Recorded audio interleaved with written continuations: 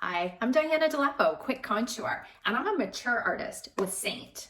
If you like natural looking makeup and you have mature skin, then you're in the right place. It's my thing. We're going to talk about the detail brush today. So our cream-based foundations can be put in place and blended all with one brush, or you can have some specific brushes for specific jobs. This one, the detail brush, does what its namesake says, perfect for detail work. So although you could use this to put on your whole foundation system, I like to use it for my contour and my brightening highlight. So this is your 3D foundation, and it's called 3D foundation because we have your brightening and your contouring, which are creating the dimension in your face. We have a natural skin color and then some blush, which works. It's a lip and cheek. You can use it on both for some color. So very multi-purpose. All these shades work as your foundation. So we're not layering product. And that's what makes it so great for mature skin, because as we get more mature, we start to get these wrinkles, fine lines. They start to get deeper. The less product we put on our face, the better it's going to look. We don't want to accentuate all these wrinkles, pores, you name it. The less product, the better. And we can do that. These tins are so tiny because they're so pigmented. That means less product, the better. But what I'm here to talk to you today about is the detail brush. And you can see here how it's kind of flat, fan shaped. This is the larger end, the smaller end kind of tapered and pointed. The way I'm going to show you the way I use it, it's not the only way. You can play around with this brush and come out with your own way to use it. When we want to contour, what we're doing is enhancing the shadows on our face. Easiest way to think of contouring is creating a 3 on your face, okay? Your 3 main points, your forehead. If you wear bangs, if you have a short forehead, you may not even want to contour your forehead. That's perfectly fine. For someone like me who has a very deep forehead, receding hairline, I'm going to stamp my brush, the flat end of the brush, right into my product. I only stamp it like 3 or 4 times. I'm just picking up some product right on the base of that brush and stamping that where I want it. A little contour tip for the forehead. Thinking of where your forehead's flat, where it starts to curve back, that's where you want to shadow. So anything in that kind of curving back area. And I've got quite a bit of space back here to get it all the way into the hairline. That's another key tip. Don't stop just short of your hairline. And I know if you've got nice silver hair, if you've got blonde hair, it can be a little tricky to get it right up into the hairline without getting it into your hair. But I promise you do want to make sure you get it right back into that hairline. Otherwise, it's going to look like you're wearing a mask, and we're going for a nice natural look. So now I'm going to load up just the corner edge of this flat brush by kind of tapping in on a 45-degree angle. And that way, I'm just going to pick product up on the edge, and I can chisel out a nice line right at my cheekbones.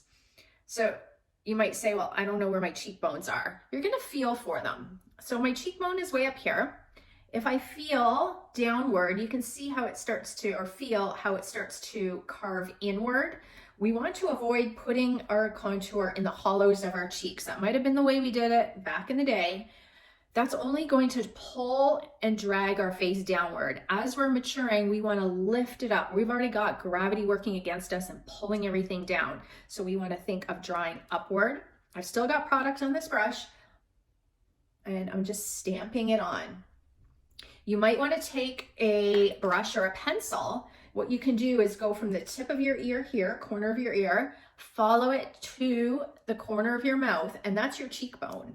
And that might even be an easy way to start to find that area. Now you're only going to bring that contour to, depending on how narrow set your eyes are, either kind of to where the pupils are when you're looking straight ahead, or to the outer corner of your eye. For me, it's more the outer corner of my eye.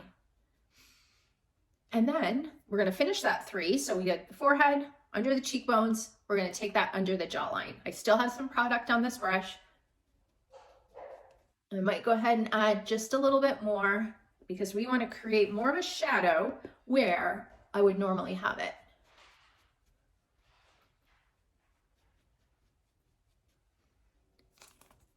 If you want, you can even carve out the back of the jawbone just in front of the ear on either side. Not necessary, a nice little extra. As you notice, I'm still using the same end. You can certainly flip it around and draw with the small end and flip upward. You want to play around with your brushes and find out what works best for you. I'm going to add just a little bit under my lower lip. This is going to help create that shadow there and make it look a little more full. Again, another mature makeup tip, because our lips start to thin as we get older. And then I just do a little bit on my nose. And that is my contouring. I then like to use my rounded teardrop end to brighten. So this is all cream-based makeup, so everything just kind of blends together. I'm putting it in place,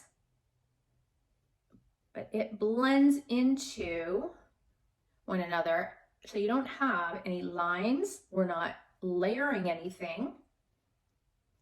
Everything's put where it needs to be and blended out. Now I've already got my main shade on, and it's just blending into that. I've left the areas where I was gonna contour and brighten to the end. And that is the detail brush. If you have any questions about any of your brushes, I can help you out. I not only color match you to your shades of 3D foundation, but I'm also gonna help tell you which brush is gonna work best for your application. I'm also gonna let you know other brushes that we have that if you want to grow your collection, you can add to it down the road. Likewise with your 3D palette, you can grab a bigger palette and just keep adding to it, or you can just keep it small and simple. That's the best thing about this product. I'm Diana Delapo.